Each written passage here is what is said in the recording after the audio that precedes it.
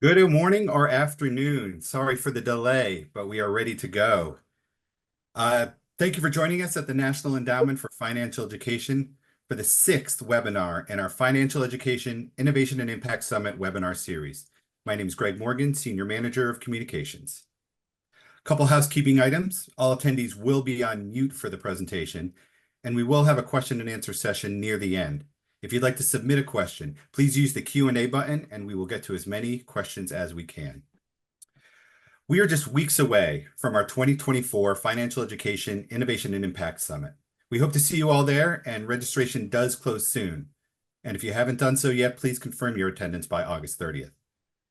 At our inaugural summit in 2022, we announced the creation of our Strategic Partnership Pilot Program, NEFE's Research to Practice Laboratory, to champion effective population-specific practices in financial education and provide guidance and support for the future of the FinEd field. At that same time, we named the first two partners for this initiative, the Appalachian College Association and the Colorado Community College System.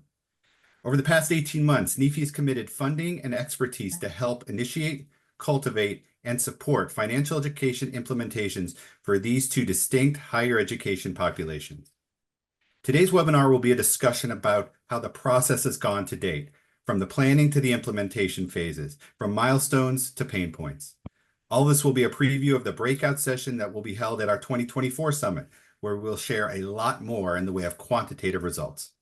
So to kick off today's webinar, I'm going to pass it over to NEFE's Director of Strategic Partnerships, Greg Fischer, for introductions and opening remarks.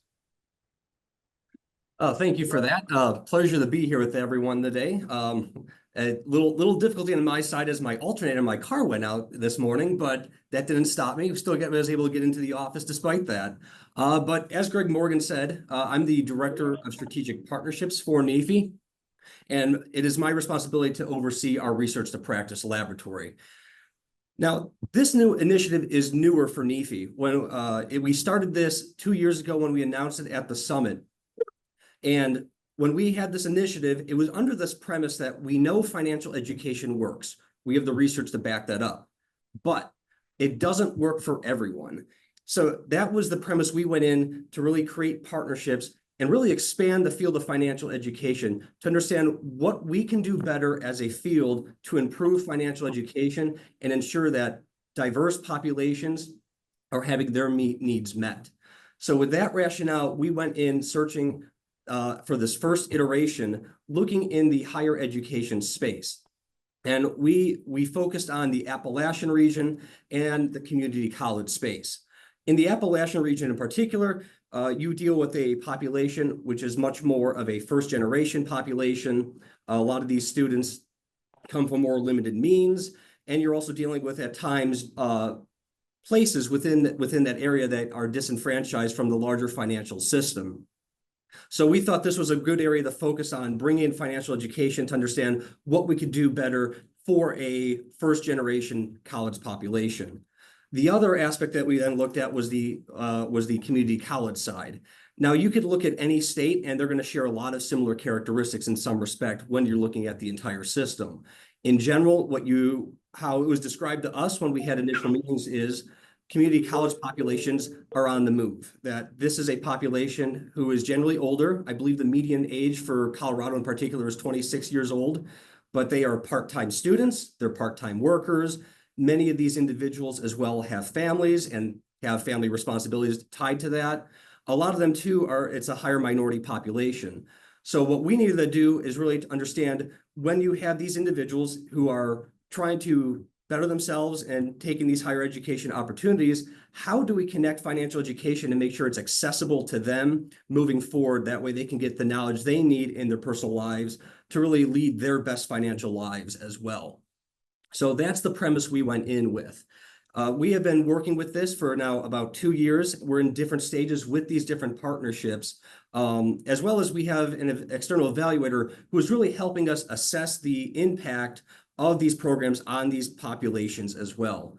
With that, I do want to introduce our speakers for the day. We have Chelsea Campbell, who is with us from the Colorado Community College System.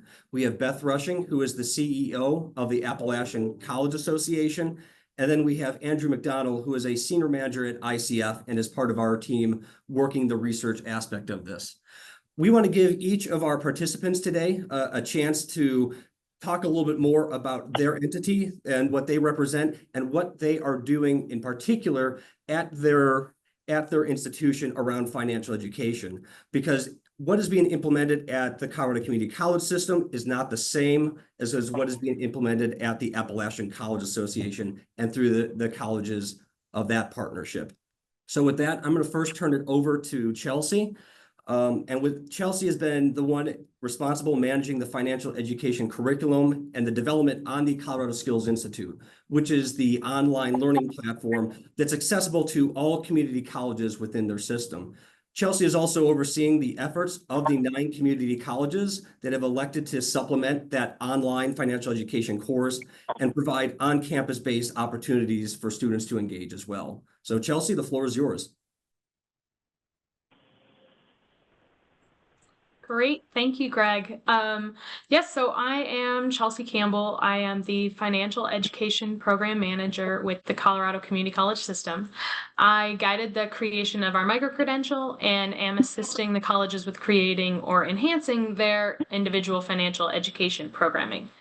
A little bit about the Colorado Community College System is that we are comprised of 13 colleges with over 40 campuses around the state. We serve about 115,000 traditional community college students, with their average age being 26. So we are generally serving a more adult population. We also serve over 25,000 concurrent enrollment high school students, so dual enrollment where they get college credit and high school credit. And then our financial education has a high high school graduation requirement throughout many school districts in the state of Colorado. And therefore, our colleges are highly interested in creating linkages for the high school students to their local community colleges through the micro-credential that was created for our colleges.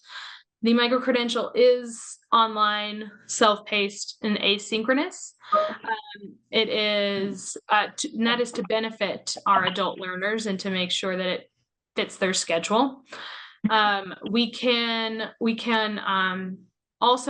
going to work on translating this micro-credential into Spanish for some of our colleges that have that specific need as well. And then with this funding, we also can support the colleges to create and enhance their individual schools' financial education programming. As Greg mentioned, there are 9 colleges participating this first year with a variety of ideas spanning from engaging high school students, high school concurrent enrollment students, offering in-house financial wellness workshops, as well as expanding their own Colorado tax help, tax prep kind of efforts. So the micro-credential has gone through beta testing and will be available for students in the first few weeks of September. So we are on kind of our beginning stages of this financial education programming. And of course, we wanted to wait a couple of weeks until after the beginning of the semester before rolling it out to students. So hopefully we'll get some data, some good data by the end of September, beginning of October around this micro-credential. And then the financial education programming funds that were sent to the colleges were awarded at the beginning of August. So the colleges are starting to enact their initiatives, and we're really grateful and excited to see what they can do with this, with their funding and their financial education programming. We have also partnered with the Credit Union of Colorado, and through that partnership, we are working on a work-based credential so that we can work with the Credit Union of Colorado was talking about potentially hiring someone who completes this micro-credential, so it then becomes more of a work-based credential as well as an educational credential. And then also offering incentives to the completers of this micro-credential. So if you complete the micro-credential, you can get an incentive for a checking account with the Credit Union of Colorado, which we are very excited about as well. So.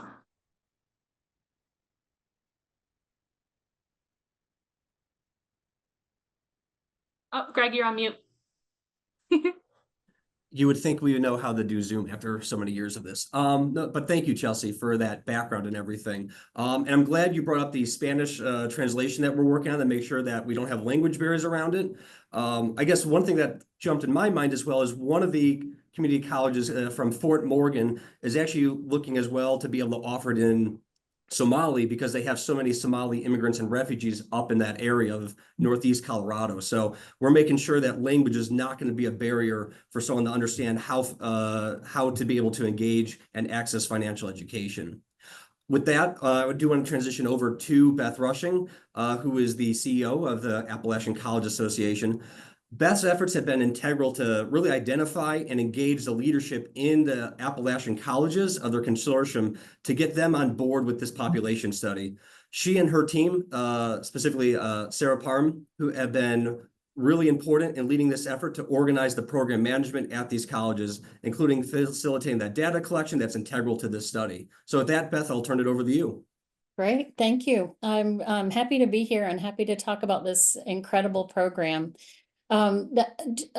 Just a little bit about the Appalachian College Association. We're a consortium of 33 private colleges and universities in Appalachia.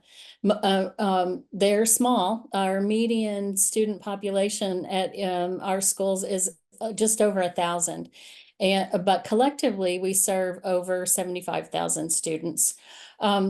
40% of the students at ACA institutions receive Pell Grants, which is an indicator of their family background being typically lower wealth. Then that is a higher percentage of Pell recipients at our schools than at the public institutions in our region. So service to first generation and low income families, students is an important part of what our institutions do. Our schools are primarily undergraduate four-year institutions, but increasingly they also have professional and graduate programs. And another defining feature of our schools is that most of them are either in sometimes quite remote, but almost always rural or small towns in Appalachia. The ACA has been around since the early 90s, and we, aside from the financial education programming, we provide other kinds of collaborative programs, such as an online library resources, a Center for Teaching and Learning. We do a lot of professional development programming for the faculty and staff at our institutions.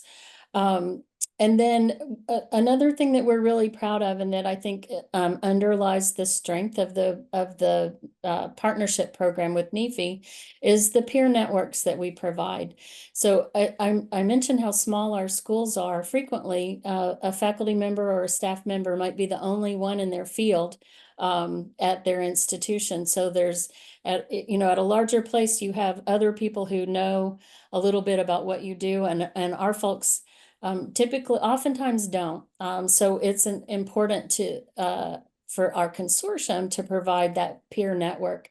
Recently, I was at one of our meetings and somebody talked about it as the higher education equivalent of the mycorrhizal network of fungi that help trees communicate with each other. So I know I had to come up with a Colorado connection, Chelsea. So in the same way that aspens can communicate with one another, we provide that network.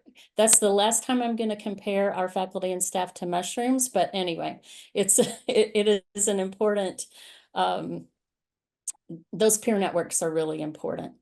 Our financial education partnership involves 7 schools. So in Kentucky, Virginia, Tennessee, and North Carolina. So Berea College, Emory and Henry University, Ferrum College, Mars Hill University, Maryville College, Union Commonwealth University, and the University of Pikeville. One of the things that that's a defining feature of our partnership is that the partner schools have developed their own curriculum. So, and that is both an exciting freedom and a frustrating freedom at the same time. And so we spent several months before the beginning of last fall semester, helping people doing professional development amongst the leadership of our 7 institutions, and with them planning how to implement financial education in a way that made sense on their campus. So and they've come up with really 7 different versions of how to offer financial education, but with commonalities. And I want to just touch a little bit on some of the uniqueness, and I could talk for a long time about this, but very quickly, Maryville College already had a quantitative literacy course that had an element of financial education in it. And they have strengthened that and expanded the population of faculty members who teach financial education in that quantitative literacy curriculum. They've also connected with their career development center to help prepare seniors for the workforce. Emory and Henry's program is called FinCap, and it's an online micro-credential similar to what Chelsea's developing with the Colorado system. It's offered through their course management system, so it's on demand at any time. Students can go through it, and participants at that program receive a little passport that has their own picture in it, and you can use that to document their progress through that program. At the end of that program, they celebrate with opening Roth IRAs for each student who completes the program. Union Commonwealth is one of our schools that they have a Boys and Girls Club that serves their community, and they've done some programming for the students at the Boys and Girls Club that involves both ice cream and learning about financial education.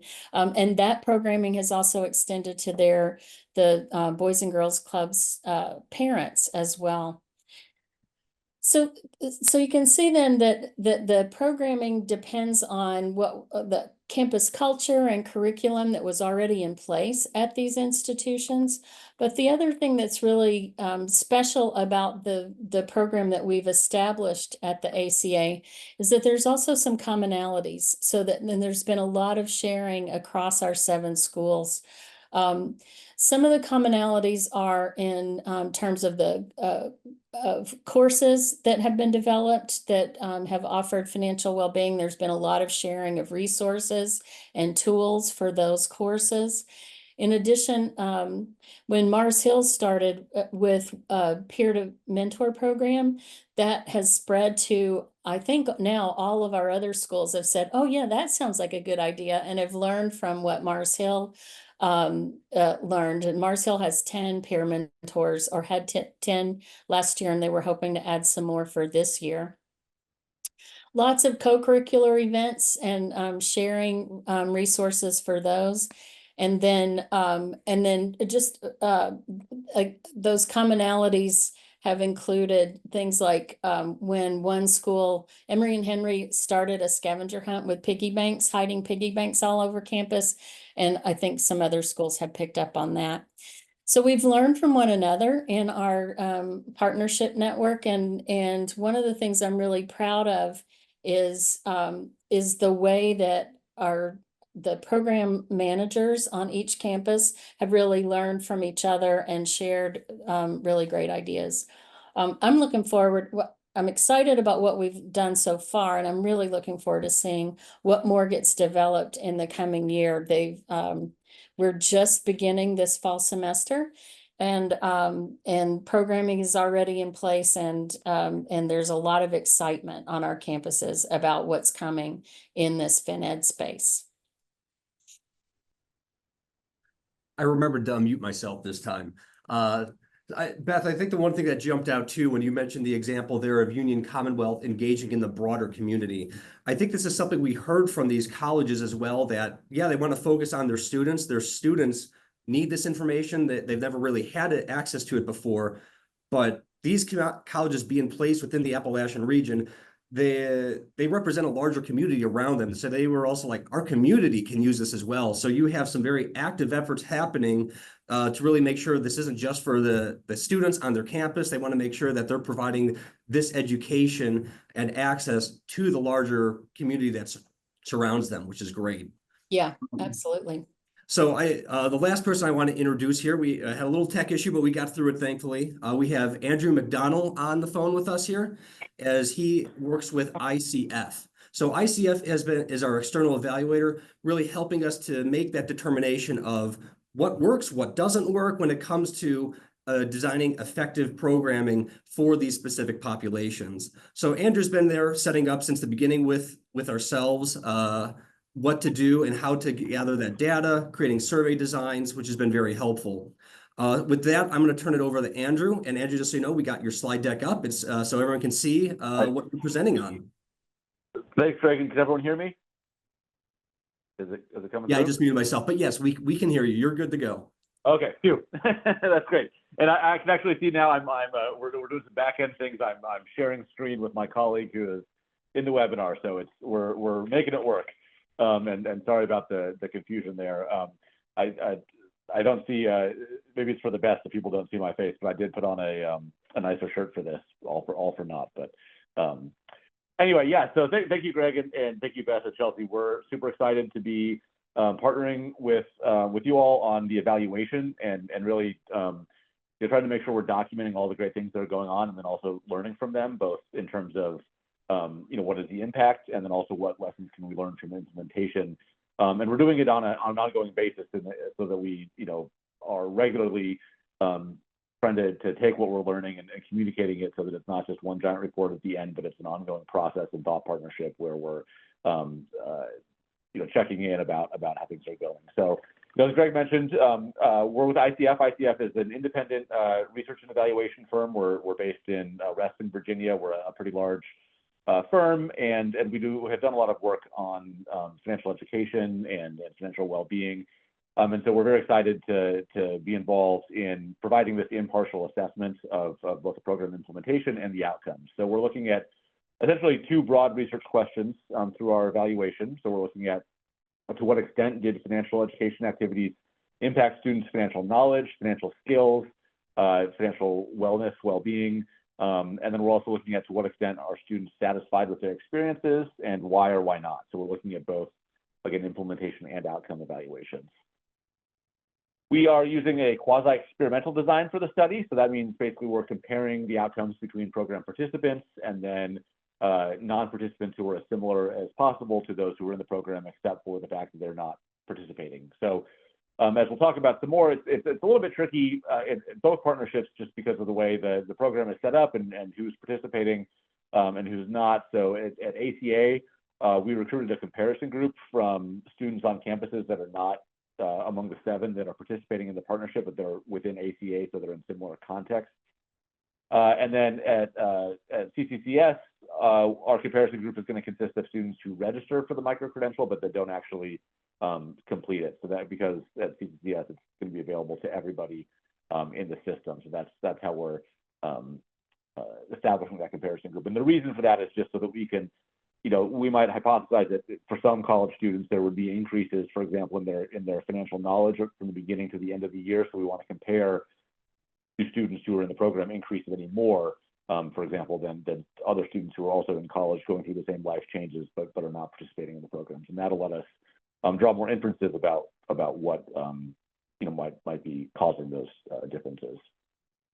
So to do that, we're looking at we created an instrument that we're using at the beginning of the intervention and then at the end of the intervention, the pre-post survey. It takes about 15 minutes to complete. And it includes a mix of items so it's one survey, but it includes a mix of items from different scales. So for example, we're using the CFPB Financial Wellbeing Scale, which is an existing validated instrument to measure some of these constructs of interest like financial wellness and financial knowledge. We've got a couple other scales that are commonly used in financial education research. And to promote completion, we're offering a $15 incentive to students who, well, I should say, NEFE and the partners are offering $15 incentives to students who complete the pre and post. Another sort of interesting, tricky thing that we're navigating with our evaluation is just as Beth and Chelsea were pointing out, there's so much tailoring of the programming to the context of the individual schools. I mean, even when there's commonalities within ACA, for example, each campus is different. They have different priorities, different student bodies. So we're trying to address that in a number of ways. So for the ACA evaluation, we had a research liaison that worked with individual schools to develop a survey distribution plan, and also to try to understand a little bit more what is the nature of the intervention. In some cases, faculty set aside time for students to complete the survey in class, but in other cases, students received an email with a survey, or we also created flyers with a QR code for people to take the survey. So it's just a different ways of addressing the fact. We also are conducting focus groups, so that we're trying to gather some qualitative data as well, both about the program impact, including some of the narratives from students about how and why the programming is influencing their financial knowledge, skills, and well-being, and then also to explore their satisfaction with the program, what they liked, what they didn't like, what recommendations they have about that. But we'll share some of the outcome data at the NEFE Summit in October. We're still working on some of the analysis, but I can say in the meantime that the satisfaction has been very high. The student satisfaction that we're seeing, so virtually all students have agreed or strongly agreed that the financial topics were relevant to them, that it helped them manage their money better, prepare them to make good financial decisions, and that they enjoyed participating in the programming at their school. The qualitative data also showed that students were really appreciative of programming with interactive elements. So they liked games, they liked simulations, discussions, and a lot of content focused on financial decision making, helping them think through some of the decisions that they make at this stage of their lives. A few lessons learned for future research methods. One is just it's really critical to establish a survey distribution plan with faculty as soon as possible. That's something that we're really trying to implement in year 2 is planning ahead of time when surveys will be distributed, how they're going to be distributed. We found that creating a flyer with a QR code was really helpful for distributing the survey in classes so that students can take it on their phone. That has seemed to help increase response rates. And a single point of contact seems to help streamline requests and ensure consistent responses. So that's one thing that we're doing on our side, is having one person be like the survey guru who can be a point of contact for the folks on campuses.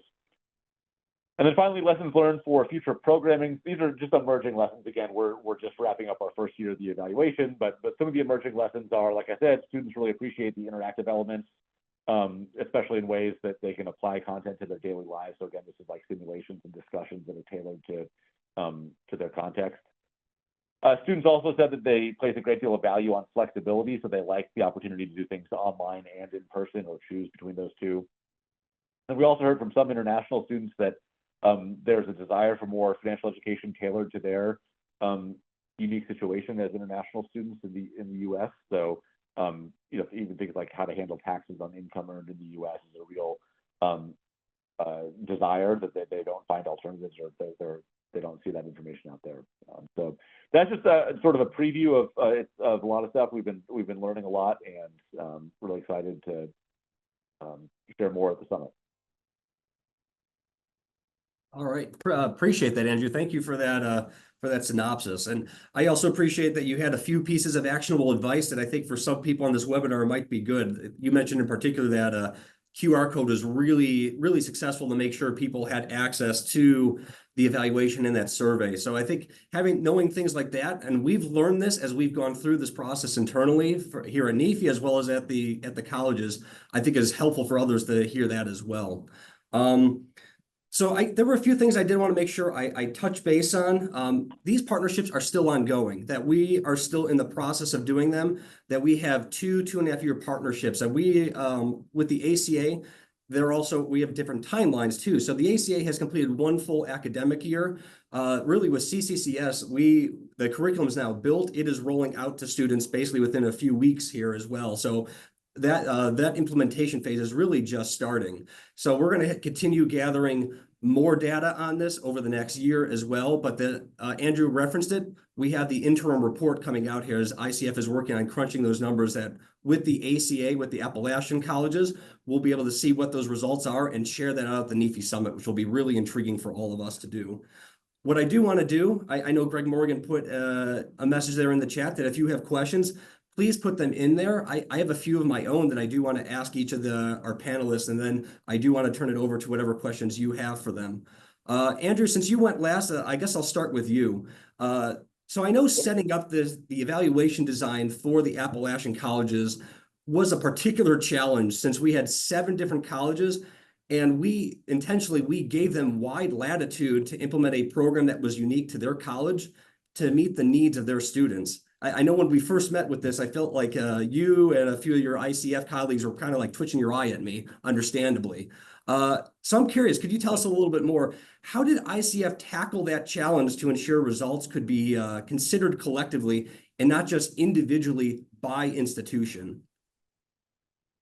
Thanks, Greg. Yeah, it's a great question. And I agree, it was tricky. It was something that we wrestled with a lot at the beginning because obviously, the bigger number you have, the more sensitive the data are going to be to detecting effect sizes. So if you can have a big group, a higher number of students taking the survey, you're going to be able to say, oh, we picked up on this effect, even if it was, there's a lot of things that influence these outcomes. And so, you want to have a larger sample so that you can make those determinations. But at the same time, as we've talked about, these are really tailored to the context of the students and the campuses on which these activities are occurring. So, I'd say as a first step, we just needed to understand what these programs look like. What are we? It's easy to say, oh, we adapted to the context, but we wanted to understand, okay, what does that mean in practice? What is the context, and how is that influencing what you're doing? So, we did a lot of interviews at the beginning. We looked at some of the written plans that the schools had put together, but then we also talked to people. And we had, we have a team at ICF, a number of folks that are involved in this, and I think that's important so that we could have assign people to work with just a couple colleges and really get to know what their interventions are like. And then it also, that was important for us to develop a logic model that, or to contribute to a logic model that sort of showed, okay, here's the what all these things have in common. Here are the common activities, the common intended outcomes, so that we could then develop an evaluation plan that addressed what those commonalities were and the activities and the commonalities of those outcomes. Because even though they are different in what's going on, a lot of the intended outcomes are similar, increasing potential knowledge, increasing potential well-being. So, that was important to find that common thread and doing so by spending some time on the logic model. A couple other things I'll just mention. We also included the options for colleges to add certain questions or to take different versions of the survey if they wanted to focus in on one thing more than the other. As I mentioned, we also collected qualitative data to explore student similarities and differences in their experiences from campus to campus. So that could help us both identify sort of deep dives there and then also those common themes across the campuses. And then lastly, I'll say we are also creating school level reports. So again, these are with smaller ends, so it's a little bit harder to have the sensitivity to smaller effects, but we are still looking at individual reports and then also the broader, sort of merging it together. So it's like a nested logic model and nested evaluation. Thank you. No, it probably goes without saying, I very much appreciated having the collective knowledge and ideas from ICF on how to tackle such a challenge. I think it's been working pretty effectively on our end. Beth, I was going to turn it over to you for a question here. So I know you mentioned within your presentation the need for collaborative programming and really that collaborative network that you have through the consortium of colleges. To help with that effort, I know like the Appalachian colleges, you've been hosting a monthly call with all your program managers to really discuss what's happening in terms of implementation. Could you elaborate a little bit more on the value of those meetings? Absolutely. So each of our participating schools, the 7 participating schools, has at least 2 people on their who take the lead on their team, and then oftentimes they have larger committees that help them also plan programming.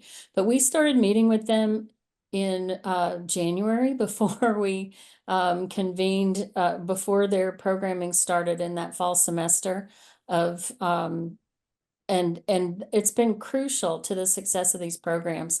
They served almost immediately as a network of experts, and they bring different kinds of expertise. And it's been absolutely pivotal, I think, both for maintaining morale and also periodically getting a question answered. Where do you go to get peer certificates or whatever?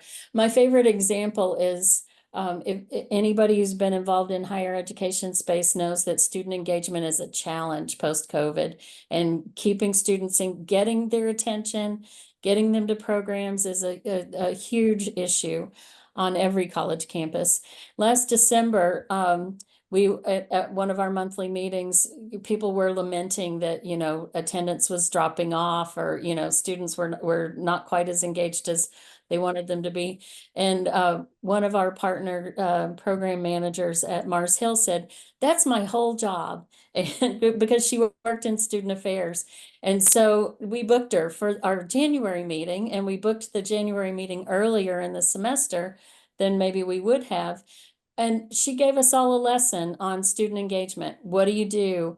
It was kind of a social media 101 session as well, but she gave it was a great positive way to kick off the spring semester with some concrete ideas for what to do to increase student engagement. And we wouldn't have been in a position to have known that was an issue as readily, and to be able to respond as quickly otherwise. So it truly has been critical, and there, plus it's just fun. We've formed a good friendly network and a friendly competition with one another. And I think one of our groups would like to trademark the $ for their, but anyway, it has been a really great source of support for one another.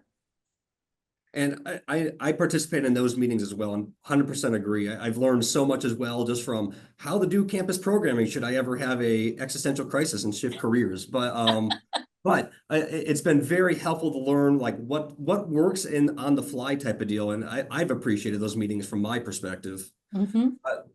Chelsea, so I know I said in the introduction here for the Colorado Community College system, how we were told these students are on the move, they're working part-time, studying part-time. They're busy individuals, and they don't stay around campus for more than their courses. So I'm hoping you could tell us a little bit more. Why does the community college system feel that the online course is the best medium to overcome these barriers? And how does this course really set up to encourage very active individuals to take the time to study financial education? Yeah. Thank you, Greg. And I have to say, Beth, I am very excited to hear your feedback about your monthly meetings, because we have just started ours. And that's kind of what I want mine to be. So I'm very excited about that and hopeful. But thank you, Greg. Our students, yes, like you said, our students are from so many different places and are very busy. And so they come into the college, they take their classes. Some of them get involved, some of them get very highly involved, but a majority of them are busy and they just can't. They want to, but they can't. And so we really had to think about how to make this micro-credential as useful as possible. And so, having some conversations and talking through what that would look like, we decided that the online environment would be the best environment. A lot of our students are also in a rural location. So of our 9 participating colleges, 7 of them are rural colleges that are participating. And so the students maybe can't drive all the way to campus just for a 1-hour workshop or a 1-hour a meeting about financial education. And so this really works with their schedule, with their work schedule, with their life schedule, and on their class schedule. And so we designed the micro-credential to be 8 different modules. You can come in and out and complete them as necessary. We also are getting the micro-credential to be PLA, prior learning assessment, and or CPL. That just went out of my head, but prior learning complete anyway, but it's prior learning assessment. And so we are going to translate that so that it would actually count for college credit as well, because we want these students to, I guess, realize the value of this maybe before they even start it. So it's, this can count as a college credit, and not just be something that's beneficial for me. And then all of a sudden they take it and realize how beneficial it is and how useful it is in their daily life. So we're really just trying to match what our students need and where our students are at. And I don't know about the on-campus, the four-year colleges, but we have had on-campus issues in terms of getting people back to campus because we have so many online and hybrid options for classes. Getting students to come back to campus with all their busy lives is almost an afterthought for them sometimes. I shouldn't say all of them, but it's an afterthought to go to campus. And so how can we reach them outside of an on-campus environment? No, that's great. I'm glad you bring up that COVID point as well. That, I mean, there was a paradigm shift that's happened, and I think it's one of those things like, clearly we're not going back to the way education always was, and there's modality changes that are happening as a result of that. So I appreciate that. Thank you. I know Greg Morgan just popped back on here, and I think he's been monitoring the chat to see what other questions we have coming in for our panelists. So I'm going to turn it back to him. We have several here, so I'll just start with this one. Are you tracking up the uptake of some of the things that were mentioned, like opening bank accounts or Roth IRAs? Andrew, do you want to talk about that? Yeah, in the survey we have questions toward the end. I don't have the actual instrument in front of me right now to remember if we're tracking the intended financial behavior. So I'd have to look to see specifically what those are. We're asking them about certain behaviors that they are taking or intend to take in the near term. I remember the bank account, but I don't remember if we have a Roth IRA. I know that the school where that's a part of their program, they do keep track of who has them. Okay, yeah, I just checked it. Yes, we asked about bank accounts. We did not ask about Roth IRAs. Yeah. I know a couple of our colleges are very excited because they can track default rates, but then they want to now be able to tie the default rates into this financial education programming. And so, yes, we will be able, like I said, we just started, but we will be able to track how many people take advantage of the opened bank accounts and the financial education programming. Yeah. And one other thing to add on to what you said too, Chelsea, is in some of the preliminary discussions we've had with the credit union that is helping to incentivize student participation at the community colleges, they've expressed an openness and even an interest to be able to share some of the data they can pull from these bank accounts to actually allow us to see what behaviors are we witnessing within these bank accounts, which could add a really interesting element to really see how our financial behavior is changing as a result of financial education. Yeah, and looks like we're looking at it. Oh, go ahead. Just want to move on so we can get as many questions as we can in. Beth, one for you. As a Kentucky rural high school student currently lobbying for a personal finance half credit requirement, do the Appalachian colleges provide dual credit options for high schools? Most of them do. I can't speak specifically about the two that we have in Kentucky are Berea and Union Commonwealth. Oh, and Pikeville. And Pikeville, thank you. The three that we have in Kentucky.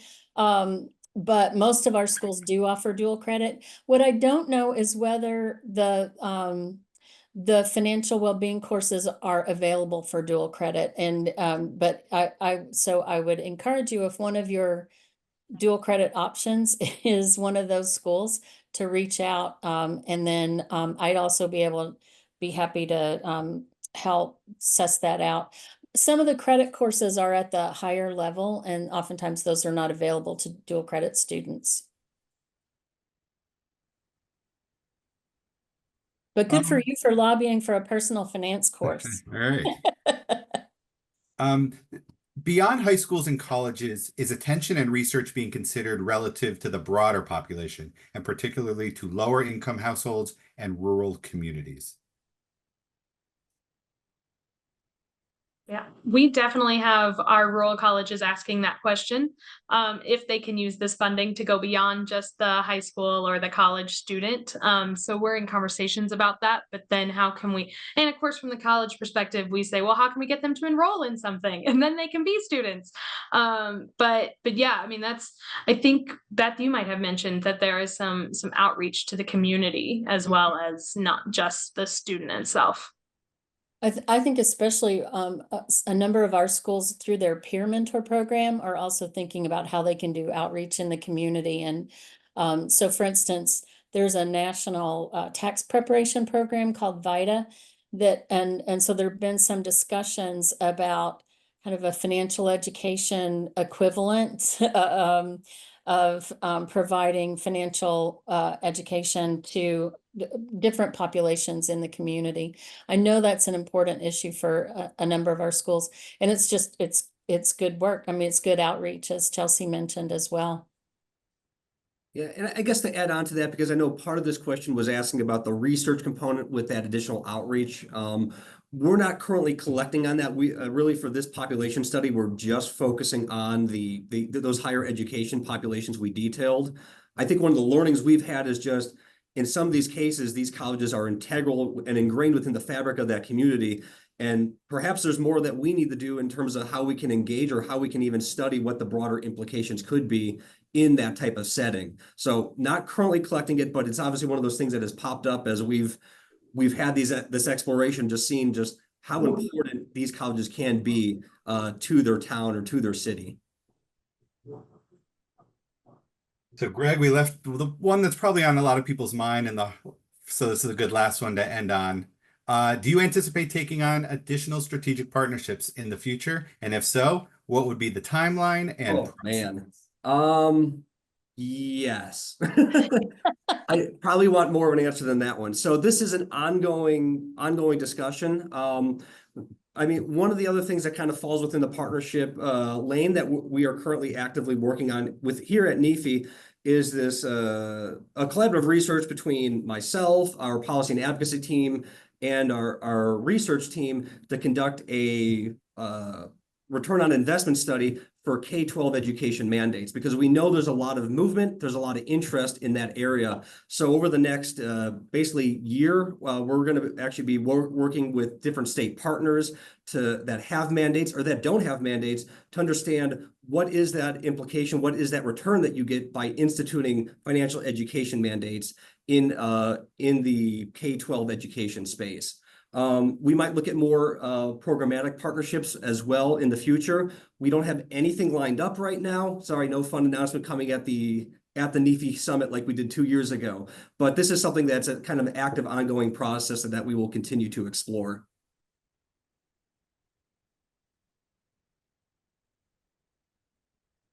Terrific. Those are pretty much the questions I want to have, and we're running out of time. So I want to do a quick thank you and outro. We appreciate everyone joining us today. And we will be sending a recording of this webinar to everyone who registered. If you are interested in watching or rewatching our previous webinars in this series, you can use this QR code to find them on our website.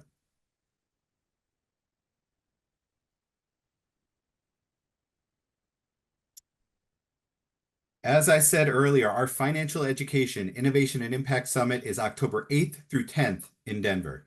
It will include several keynotes, informative breakout sessions, networking opportunities, and much more.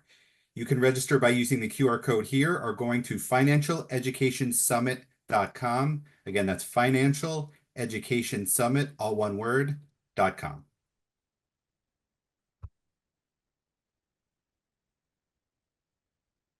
And lastly, visit nefe.org to learn about all the work we are doing, as well as to subscribe to our newsletter. You can also find us on Twitter, LinkedIn, Facebook, Medium, YouTube, and Instagram.